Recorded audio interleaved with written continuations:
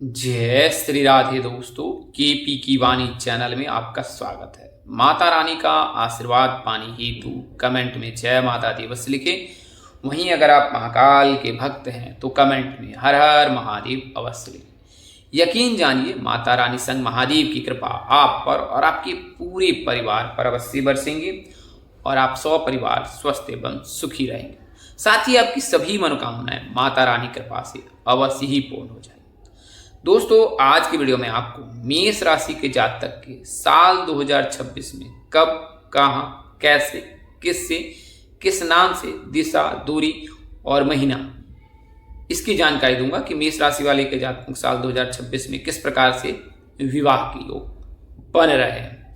वहीं आपको बता दें कि अगर आपको विवाह की जानकारी प्राप्त करनी है कि आपकी शादी इस वर्ष हो सकती है या नहीं, या फिर आगामी वर्ष में विवाह के योग हैं या नहीं, तो आप अपनी चंद्र राशि हमें कमेंट करें और हम आपको यह जानकारी देंगे कि आपके विवाह के योग बन रहे हैं या आपको इंतजार करना पड़ेगा।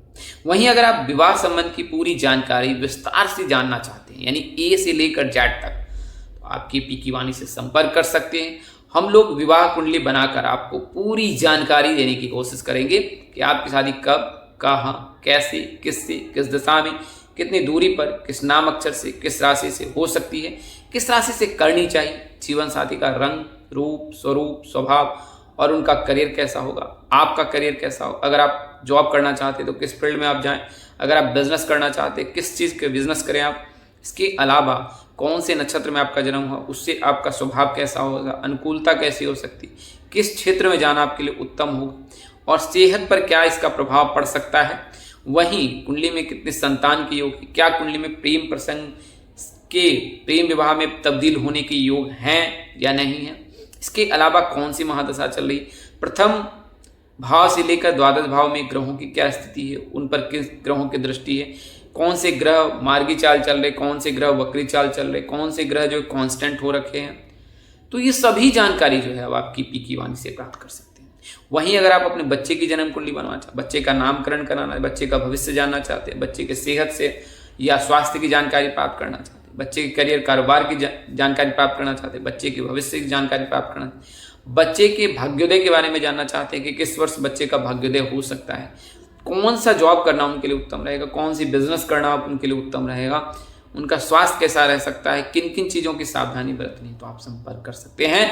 हमारा संपर्क नंबर स्क्रीन पर दिए गए हैं, डिस्क्रिप्शन बॉक्स में भी दिए गए हैं, व्हाट्सएप लिंक भी जो है डिस्क्रिप्शन बॉक्स में दिए गए हैं। नंबर दोहरा देता हूँ, 8525283567 इस नंबर पर आप संपर्क कर अपनी विवाह संबंध की जानकारी प्राप्त करते हैं, बच्चे की जन्म कुंडली बनवा सकते हैं, अपने दूसरे विवाह की जानकारी प्राप्त कर सकते हैं, कुंडली मिलान करा सकते हैं। तो ये सभी जानकारी आपको केपी की वाणी से मिल जाएगी।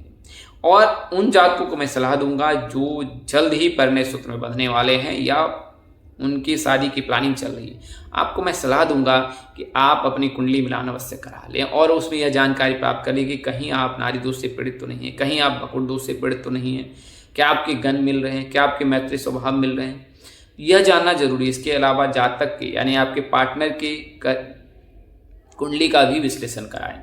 नारी दोष में विवाह न करने की सलाह दी जाती है। नारी दोष 3 तरह से लगते हैं, यदि वर और वधू दोनों की नारी एक हो जाए तो फिर नारी दोष वह लगता है या नारी दोष कहलाता है, यानी कि मध्य मध्य, आदि आदि, अंत्य अंत्य। ये अगर वर और वधू की एक ही हो जाए तो फिर नारी दोष लगता है। हालांकि इसमें कई शर्त होते हैं कि दोष का परिहार भी हो जाता है।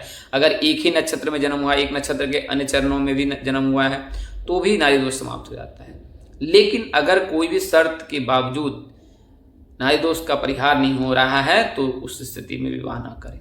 अब बात करते हैं भकुड़ दोष। तो भकुड़ दोष भी 3 तरह के होते हैं। भकुड़ दोष जो है उनमें जो है 12, 2, 6, 8, 9, 5 ये 3 तरह के भकुड़ दोष होते हैं। और इन दोष के लगने पर जो है 9, 5 के भकुड़ दोष लगने पर संतान प्राप्ति में बाधा आती है, संतान प्राप्ति में अंतराल में देर होती है। वहीं 12, 2 में वित्तीय फाइनेंशियली प्रॉब्लम होती है। 6, 8 में जो है स्वास्थ्य संबंधी परेशानी आती है। अगर गण नहीं मिलते हैं तो उस स्थिति में भी जो है तकरार होती रहती है विवाह के पश्चात। अगर देवता है तो घर जो है स्वर्ग समान रहेगा, देव मानव है तो पृथ्वी समान लोक रहेगा। लेकिन अगर राक्षस है तो बहुत दिक्कत हो सकती है, खुद लड़ सकते हैं लेकिन सरवाइव कर सकते हैं। वहीं देवता और राक्षस के अगर गण हो तो फिर वहाँ पे भी लड़ाई होती है, और मानव और राक्षस हो तो वहाँ पर दबदबा स्थापित करने की बात होती है। तो ये सारी परेशानी जो है विवाह पश्चात देखने को मिलती है, तो इसका आप अवश्य ही ध्यान रखें तो आपको लाभ मिलेगा। कि कुंडली मिलान अवश्य कराएं और यह जानकारी अवश्य ज्ञात कर लें कि आपके वैवाहिक जीवन कैसे रहने वाले हैं। तो आप अपने स्थानीय निकटतम ज्योतिष से भी संपर्क कर सकते हैं और कुंडली मिलान करा सकते हैं, या फिर आप KP की वाणी से संपर्क करें। आइए मैं आपको मेष राशि की प्राथमिक जानकारी देता हूँ। तो मेष राशि के जो भी जातक हैं उनका नाम अक्षर ALE से होता है, यानी अ ल ई। हिंदी वर्णमाला के अनुसार से, अल्फाबेट के अनुसार से ALE। इन नाम के जातक की राशि मेष होती है। इनके जो राशि स्वामी हैं वो मंगल देव हैं, ऊर्जा के कारक हैं, ग्रहों के सेनापति हैं। और मेष राशि और वृश्चिक राशि के जो स्वामी हैं वो मंगल देव हैं। मकर राशि में जो है मंगल देव उच्च के होते हैं, तो मकर राशि के जातकों को शुभ फल देते हैं। अब मेष राशि के जो आराध्य हैं वो हनुमान जी हैं, जो बल बुद्धि विद्या दी मुहि हरऊं कलश विकार। तो हनुमान जी के शरणागत रहने पर बल बुद्धि विद्या सभी चीज प्राप्त होते हैं, और हरऊं कलेश विकार, तो सभी संकट भी दूर हो जाते हैं हनुमान जी की चरण शरण में रहने से। अब आपके लिए शुभ रंग कौन सा है? शुभ रंग लाल है। शुभ अंक 1 और 8 है। आप जो है राशि तत्व आपकी अग्नि है, तो आप में अग्नि तत्व की प्रधानता हो सकती है। इस वजह से मेष राशि के जातक थोड़े चिड़चिड़े होते हैं, इरिटेटेड होते हैं। इसके अलावा उनको क्रोध भी जल्द आता है, वाणी भी उनकी कठोर होती है मेष राशि के जातक। लेकिन इसका तात्पर्य यह नहीं कि वो दिल से भी बुरे होते हैं, क्योंकि मेष राशि के जातक दिल से बहुत कोमल होते हैं, दयालु होते हैं, कृपालु होते हैं और हृदय सम्राट की तरह होते हैं। यानी कि उनमें जो है दया की भावना होती है, सेवा की भावना होती है, सेवा भाव दया भाव उनमें कूट कूट कर भरी होती है। इस वजह से मेष राशि के जातक अगर आपके गुड बुक में, यानी कि वो आपके मित्र हैं, तो आपको उनका विशेष प्यार मिलता है। और वहीं अगर आप मेष राशि के जातक के प्रेम प्रसंग में हैं तो फिर उनसे भी आपको बहुत प्यार मिल सकता है। हालांकि उनके क्रोध और वाणी पर जो है उसको आपको झेलना पड़ सकता है, क्योंकि वाणी से वे कठोर होते हैं और गुस्से से थोड़े गुस्से के वो तेज होते हैं। तो मेष राशि में ये गुण देखने को मिलता है। और इनका स्वभाव भी चर है, यानी कि विचरण करते रहते हैं। वंचर की तरह जो एक स्थान पर ये टिक के नहीं रहते, एक विषय में भी आसक्त नहीं रह सकते। तो इसलिए जो मेष राशि के जो जातक होते हैं ये वंचर की तरह जीवन जीते हैं। एक जगह वो नियंत्रित नहीं रह पाते हैं, एक कार्य में वो मन नहीं लगा पाते हैं। लेकिन चूंकि इनकी राशि में सूर्यदेव उच्च के होते हैं तो इनको इसका लाभ मिलता है। और इस वजह से ही मेष राशि के जातक में जो है लीडर के गुण पाए जाते हैं, कि मेष राशि के जातक बिजनेस में अधिक सफल होते हैं। अगर वो बॉस बनते हैं तो उसमें वो सफल होते हैं, और उनमें जो है ये सभी गुण देखने को मिलता है। लीडर के गुण देखने को मिलता है उनमें, जो है व्यक्ति विशेष पर जो है व्यक्ति विशेष के प्रति जो है उनके अंदर जो है मान सम्मान रहता है, और इसके लिए लोग उनको बहुत पसंद करते हैं। और उनके दोस्तों की संख्या अधिक होती है, उनके प्रियजनों की संख्या अधिक होती है, उनके रिश्तेदारों की संख्या अधिक होती है, और सभी मेष राशि के जातक से प्रसन्न होते हैं। हालांकि उन्हें उनके वाणी से और क्रोध से रूबरू होना पड़ता है। अब मेष राशि के जातक प्रेम प्रसंग में तो प्रेम विवाह के लिए उत्तम रहता है, क्योंकि मेष राशि के जातक सिंह राशि की भांति अगर वो प्रेम प्रसंग में होते हैं तो उसे प्रेम विवाह में तब्दील करने में सफल होते हैं। यानी कि उन्हें माता पिता की सहमति मिलती है और उनके पार्टनर की भी सहमति मिलती है, उनके पार्टनर के माता पिता की भी सहमति मिलती है। तो अगर आपकी राशि मेष है, ए नाम के जातक है, एल नाम के जातक है, ई नाम के जातक है, तो आपके प्रेम विवाह के प्रबल योग रहते हैं। तो यह तो प्राथमिक जानकारी मैंने आपको दी है मेष राशि के जातकों की, कि मेष राशि के जातक के लिए शुभ दिन जो है मंगलवार है। इस दिन आप हनुमान जी की पूजा उपासना करें। रविवार के दिन भी आप पूजा उपासना अवश्य करें सूर्यदेव, क्योंकि सूर्यदेव आप में उच्च के होते हैं, तो उसका आपको अवश्य लाभ प्राप्त हो। अब मेष राशि के जातक अगर सरकारी क्षेत्र में नौकरी पाना चाहते हैं तो आपके लिए उत्तम होता है, क्योंकि सूर्य जो है करियर के भी कारक है, पिता के भी कारक हैं। और सूर्य जब कुंडली में मजबूत रहता है तो जातक को गवर्नमेंट जॉब में पाने में सफलता मिलती है। इसके अलावा अगर जातक जो है विशेष सफलता पाना चाहते हैं बिजनेस में या फिर प्राइवेट जॉब में ही उपलब्धि पाना चाहते हैं, तो वो उनको उसमें सफलता मिलती है। तो आप सूर्य देव की पूजा करें, हनुमान जी की पूजा करें। हनुमान जी के लिए जो है मंगलवार के दिन जो स्नान ध्यान करने के पश्चात लाल वस्त्र धारण करें और सर्वप्रथम सूर्य देव को जल का अर्घ्य दें, उसके पश्चात फिर हनुमान जी की पूजा करें। आप उन्हें लाल रंग के फल फूल आदि चीज़ें अर्पित करें। आप रोजाना सुबह और शाम में 2 बार हनुमान चालीसा का पाठ करें, आपको अवश्य ही लाभ प्राप्त होगा। आपके जीवन में जितनी भी बाधाएं हैं ना, वो स्वतः ही समाप्त हो जाएगी। तो आप हनुमान जी की पूजा मंगलवार के दिन अवश्य करें। आप चाहे तो शनिवार के दिन भी कर सकते हैं, कर सकती हैं। आपको इसका लाभ अवश्य ही प्राप्त होगा अगर आप मेष राशि के जातक हैं, जातिका हैं। अब मेष राशि के जो भी जातक हैं उनके माता पिता को मैं सलाह दूंगा कि आप मंगलवार के दिन अपने पुत्र या पुत्री के निमित्त जो है लाल चीज़ों का दान करें। जो जरूरतमंद व्यक्ति हैं उन्हें यह दान दें, तो इसका लाभ आपको प्राप्त होगा। आप चाहे तो अगर दान नहीं करना चाहते हैं तो आप उन्हें भोजन कराएं, इससे भी आपको लाभ अवश्य ही मिलेगा।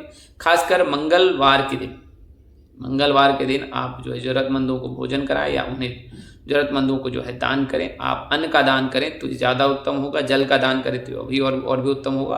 अन्न और जल, ये 2 चीज़ों का दान करें। आप अगर आर्थिक रूप से सबल है तो वस्त्र का भी दान कर सकते हैं, कर सकती हैं। तो इससे आपके पुत्र और पुत्री को लाभ मिल सकता है।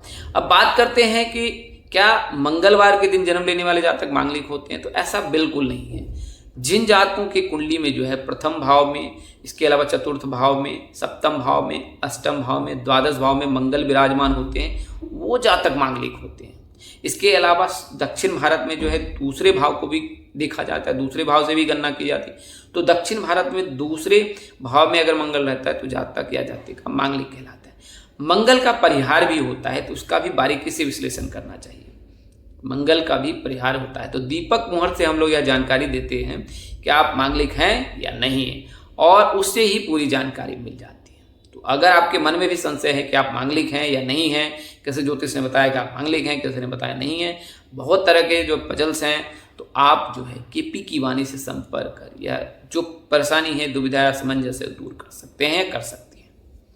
आइए अब वीडियो में आगे बढ़ते हैं। तो जैसा मैंने बताया कि साल 2026 में मेष राशि के जातक के उस प्रकार से विवाह के योग नहीं बने हैं जिस प्रकार से अन्य वर्षों में बनते थे।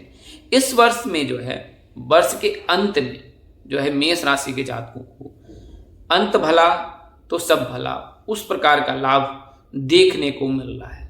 जो ज्योतिषीय गणना यानी कि भविष्यवाणी जो है, जिसका विश्लेषण कर मुझे यह ज्ञात हुआ है, तो उसके आधार पर मेष राशि के जातक के लिए साल का अंत बहुत शुभ रहने वाला है। और इस 2 महीने में यानी नवंबर और दिसंबर के महीने में मेष राशि के जातक परिणय सूत्र में बंधने वाले हैं।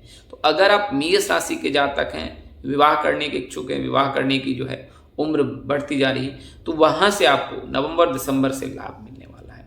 तो सर्वप्रथम देवगुरु बृहस्पति 31 अक्टूबर को जो है वो गोचर करेंगे सिंह राशि में, और यहीं से फिर मेष राशि के जातक के प्रेम भाव को देखेंगे। तो जब देवगुरु बृहस्पति प्रेम भाव में होते हैं, इसके अलावा एकादश भाव में होते हैं, पार्टनर के भाव में होते हैं, लग्न भाव में होते हैं, भाग्य भाव में होते हैं, तो विवाह के योग बनते हैं। तो मेष राशि के जातक के वहां पर जो है प्रेम भाव में गुरु की दृष्टि से विवाह के योग बन रहे हैं। और तो सुखों के जो कारक हैं शुक्रदेव, वो 22 नवंबर को जो है वो गोचर करेंगे तुला राशि में, और जब तुला राशि में गोचर करेंगे तो वहां से फिर मेष राशि के जातक के विवाह भाव को देखेंगे। तो 22 नवंबर से लेकर 1 जनवरी के मध्य मेष राशि के जातकों को विवाह संबंध में लाभ मिलता दिख रहा है, और 22 नवंबर से लेकर 15 दिसंबर के मध्य आप परिणय सूत्र में बन सकते हैं या बन सकती हैं। और वहीं जिन जातक के विवाह के योग उस दौरान नहीं हो पाते हैं, तो उनके 15 दिसंबर से 1 जनवरी तक भी जो है आपके लिए रिश्ते आने के, रिश्ते तय होने के, रिश्ते की बातचीत होने के योग 100% हैं अगर आप मेष राशि के जातक हैं। क्योंकि 22 नवंबर से लेकर 1 जनवरी तक जो है सुखों के कारक शुक्रदेव जो है वो तुला राशि में ही विराजमान रहेंगे। तो तुला राशि के जातकों को यहाँ लाभ मिलता दिख रहा है। तो साल 2026 के अंत में यानी कि नवंबर और दिसंबर के महीने मेष राशि के जातक परिणय सूत्र में बन सकते हैं। अब बात करते हैं किस दिशा में विवाह के योग है। तो मेष राशि के जातक के जो है दक्षिण में और पूर्व में इन 2 दिशाओं में विवाह की योग बने, क्योंकि आपके लिए जो शुभ दिशा है वो पूर्व ही है, तो इस दिशा में विवाह की योग बने। नवंबर और दिसंबर में जो है 1 और 8 तारीख के दिन आपके विवाह के लिए योग बन रहा है, अगर आप मेष राशि के जातक हैं।